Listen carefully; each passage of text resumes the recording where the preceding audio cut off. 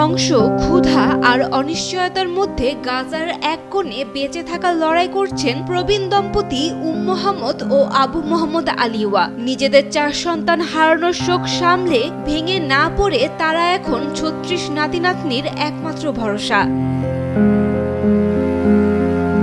যুদ্ধে ধ্বংস হওয়া বাড়ির ধ্বংসস্তূপের মধ্যে নাতি নাতনিদের নিয়ে বসে আছেন এই দাদা দাদি। একটি মাত্র ছেঁড়া গদির উপরই তারা রাত কাটাচ্ছেন।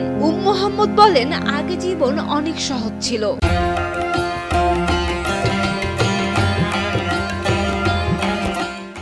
এখন সবকিছু বদলে গেছে। এই দায়িত্ব তার সামর্থ্যের চেয়েও বড়।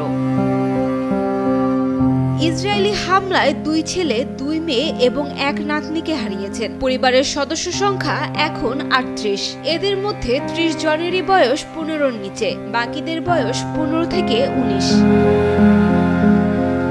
বেদনাময় কণ্ঠে মোহাম্মদ জানান, স্বামী অসুস্থ, কাজ করতে অক্ষম হওয়ায় এক বেলার খাবারই বেঁচে আছে পরিবার। তারা এখন বাস্তুচ্যুত, খাবার নেই, পানি নেই।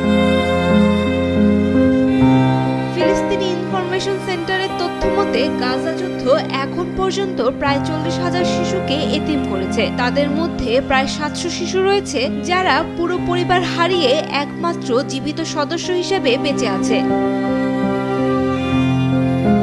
সম্প্রতি উভয় পক্ষ যুদ্ধবিরতিতে সম্মত হয়েছে। প্রথম ধাপে জিম্মি বন্দি বিনিময় শুরু হয়েছে। পরবর্তী ধাপে যুদ্ধ পরবর্তী শাসন এবং হামাসের ভবিষ্যৎ নিয়ে সিদ্ধান্ত নেওয়ার কথা রয়েছে।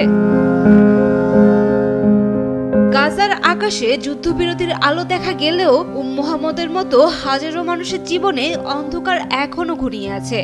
Sayem Akter, Daily Sun.